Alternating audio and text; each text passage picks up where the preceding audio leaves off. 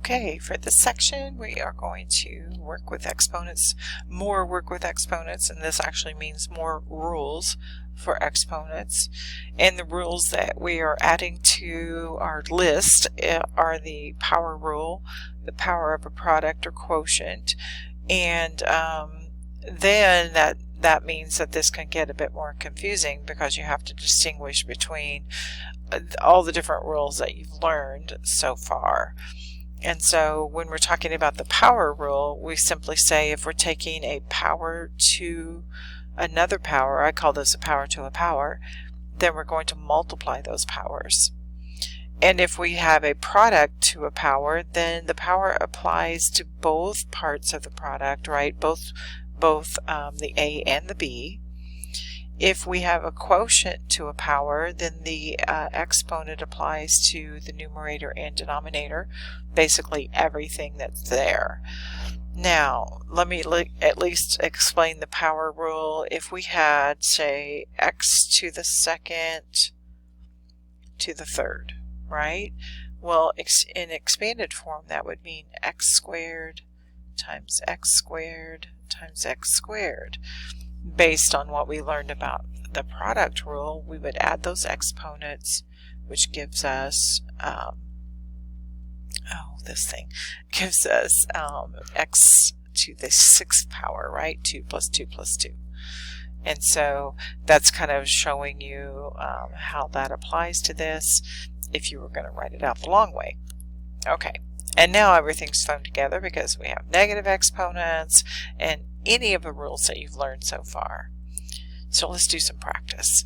On this one we have y to the 7th to the negative 3, a power to a power. So I'm going to multiply those powers. I don't know what's happening here. I keep hitting weird things. So y to the negative 21. And then remember, we're going to write our answer using positive exponents only. So that would be 1 over y to the 21st power. And then we're finished with that. Now, when you're working with an expression like 3a to the negative 4 over b to the 7th to the 3rd power, you can apply that power to everything first. You could maybe do some simplifying if you wanted to with that negative exponent. I think I'm just going to apply the exponent of 3. So what happens here is we have 3 to the 3rd, a to the negative 12. Remember, on the 3 it has an exponent of 1, so that's why it ends up being 3 to the 3rd. And then b to the 21st. And then we just have some simplifying from there. We're going to take 3 to the 3rd power, which is 27. And then for the denominator, we'll bring down that a, so it's a to the 12th over b to the 21st. And then we have it simplified. That's it. Okay, so now we're going to work with this expression that's to the negative 2 power. So basically we apply the negative 2 to all the different parts of the product, right? We have a product here. So we're going to have 6 to the negative 2, x to the positive 12, y to the negative 14, and z to the 0, because 0 times negative 2 is still 0. And then from there we have some simplifying to do. Well, we're going to rewrite our negative exponents. So we have x to the 12th, that will go in the numerator.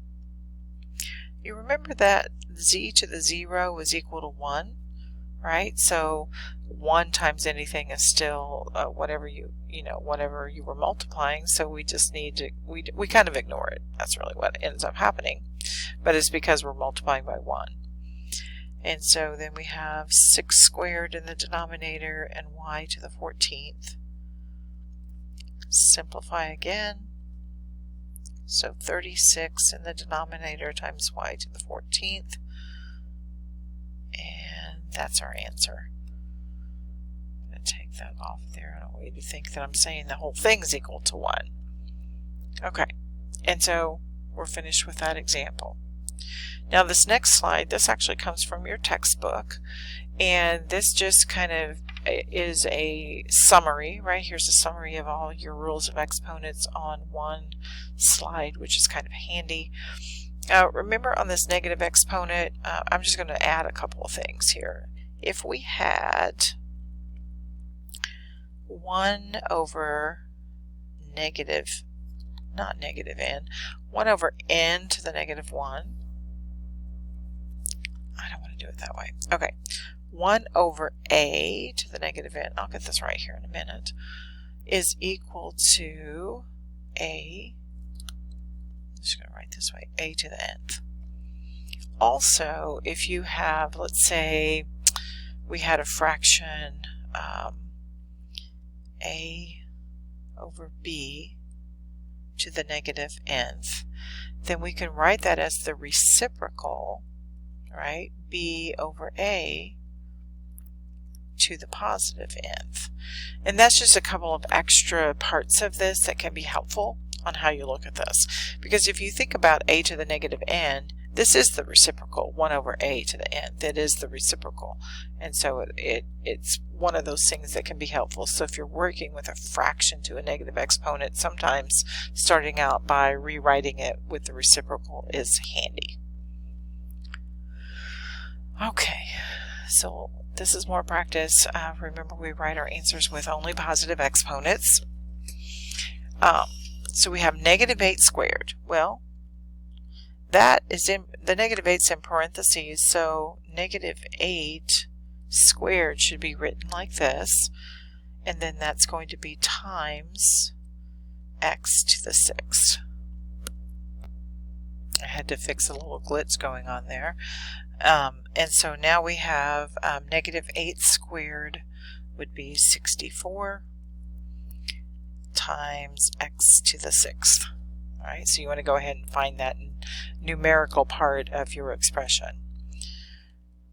Multiply these exponents because it's y to the negative 4 to the 5th power, so a power to a power, y to the negative 20.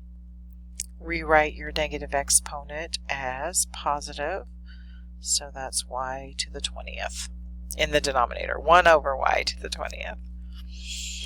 So this next one is one that I showed you on the chart, how we can take the reciprocal and it's right, so 8 over 5 to a positive power.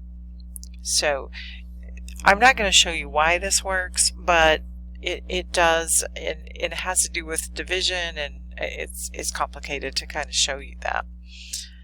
And then we just take and apply that exponent to the quotient, right? So 8 squared is 64, 5 squared is 25, and then that's it. Okay.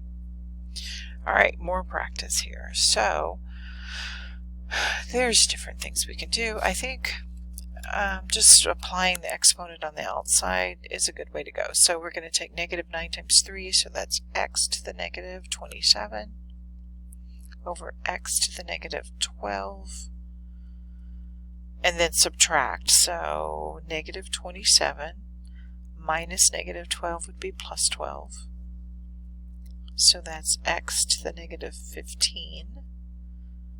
And last, we write that with a positive exponent in the denominator, and we're finished.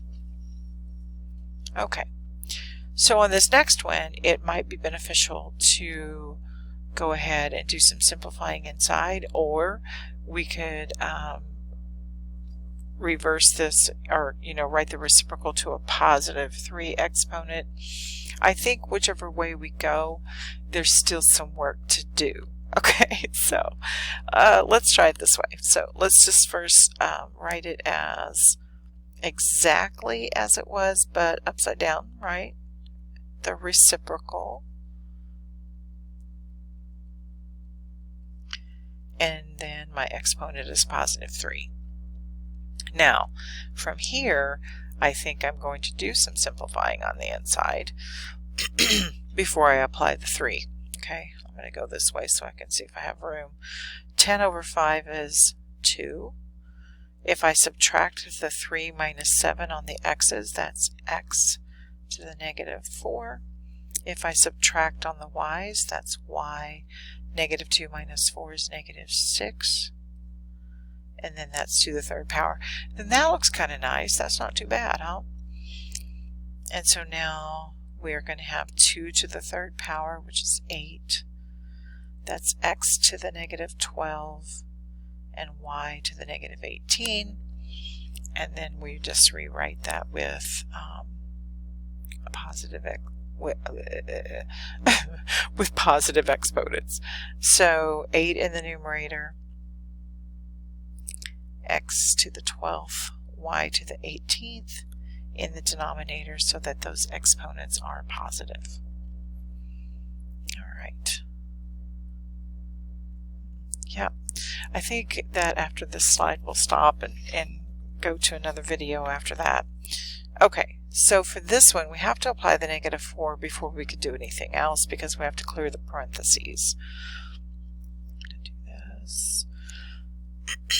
So we keep this y squared. That's out in front. And then I'm going to write the parenthesis because I want you to see that both parts are here. So that's y to the negative 8, b to the negative 4, and x to the negative 4. And then we can multiply the y's together, right? So y times y, and it's 2 plus negative 8.